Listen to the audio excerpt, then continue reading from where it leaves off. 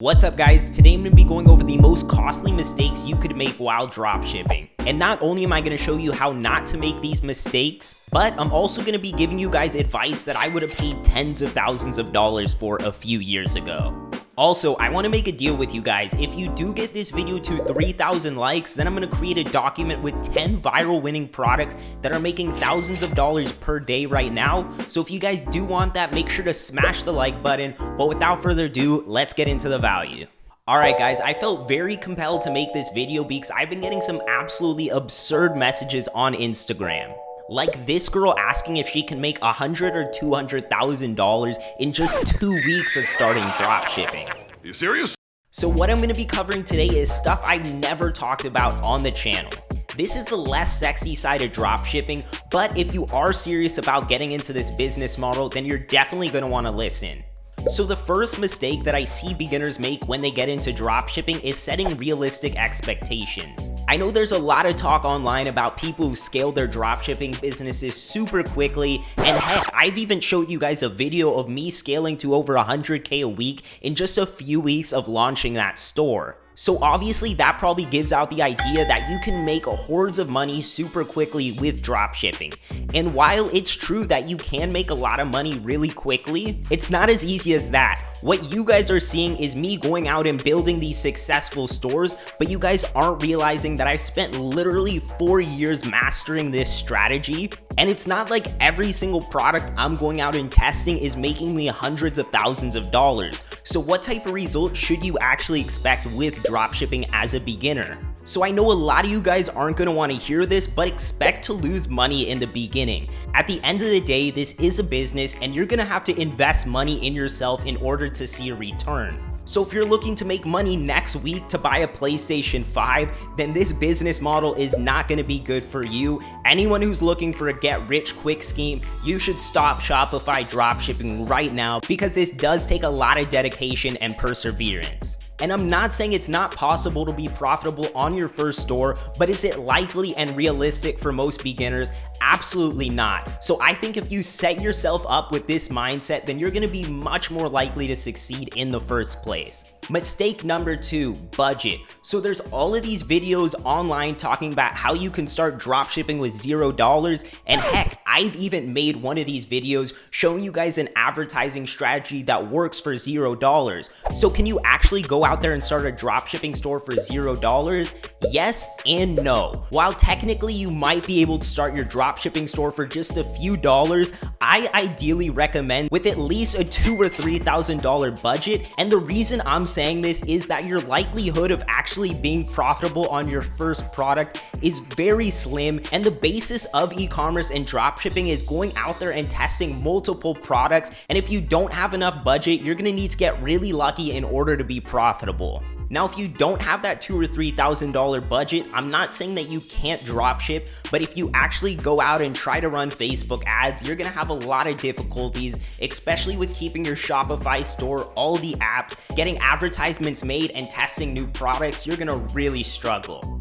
Mistake number 3 that I see tons of beginners making is taxes. And I've never talked about taxes on this channel, and there's one reason why, because I'm not a certified tax professional, so anything that I do say in this video, you should go verify with your CPA. But obviously this is a super popular question when people are getting into dropshipping. They're wondering how they should actually go out and pay taxes. So I'm going to be giving you a few different pieces of advice for you to actually pay taxes and be up to date on your bookkeeping. So in my opinion, when you're first starting out, your prime objective doesn't need to be taxes. I would wait on situating the taxes until you actually start getting some consistent sales.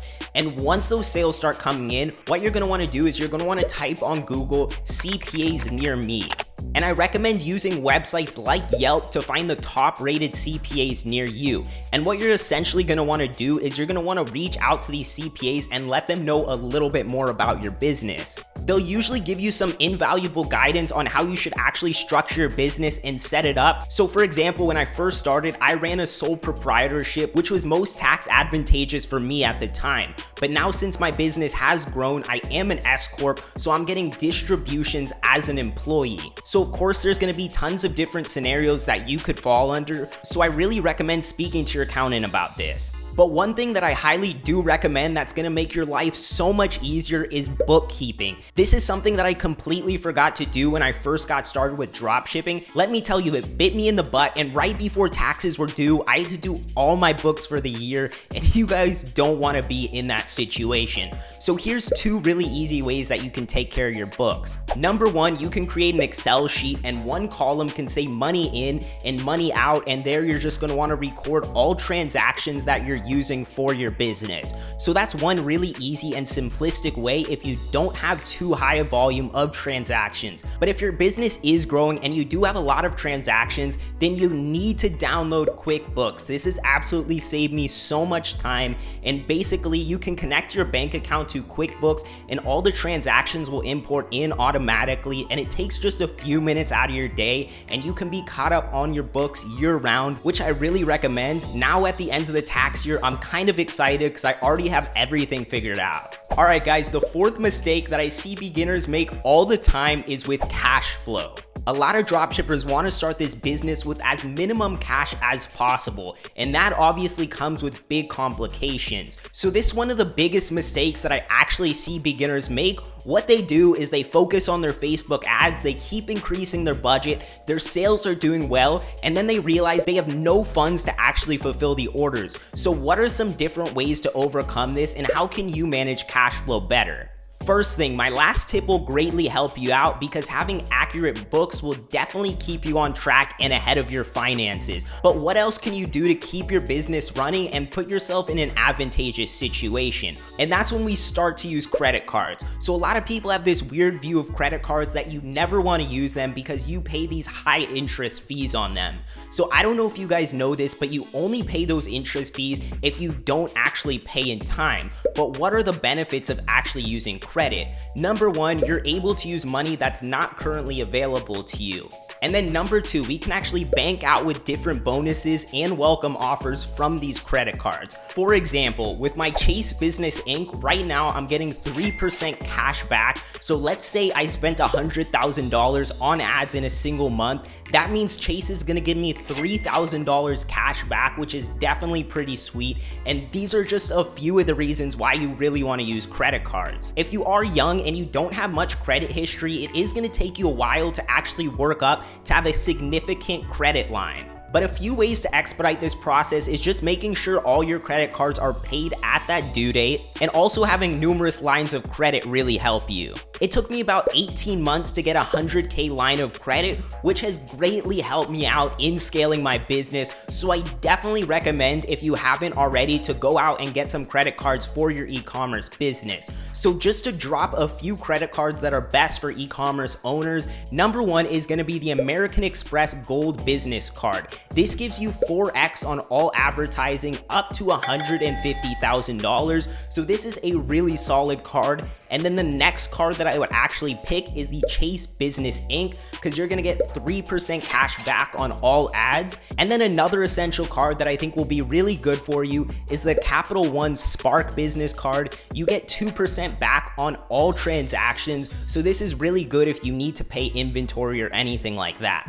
Alright guys, so the fifth mistake that I see beginners make all the time is with legal and copyright issues. This happens far too often in the dropshipping community, and I slightly blame AliExpress for this because they'll have a ton of trademark and copyrighted products that they're selling on AliExpress. So a lot of consumers think that they can find these products, list them up on their website, and be completely okay selling it. So here's the thing, 99% of the time you'll probably get away with it. Let's say one of those companies actually tried coming after you. You're gonna have a serious nightmare. So one thing that I recommend is that you never sell any characters or anything that you can think of that's trademarked or anything like that. And then another recommendation that I highly recommend you do, once your product actually starts getting some traction, that you reach out to a lawyer. It can be an internet lawyer over Fiverr. I've used them as well. And basically what you want to contact this lawyer about is to make sure there's no brand name trademarks. And also I would have them review your website and make sure that you guys aren't making any false claims. I see it far too often. People be selling health and wellness products and making some insane claims.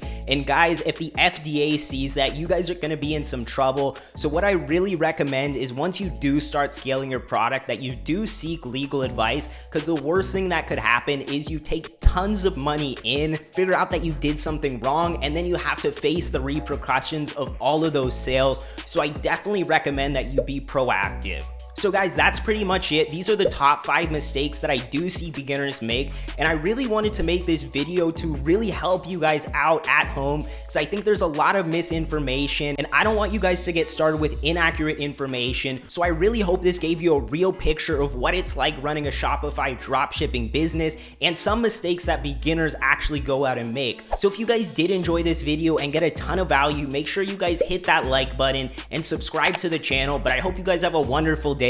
Peace.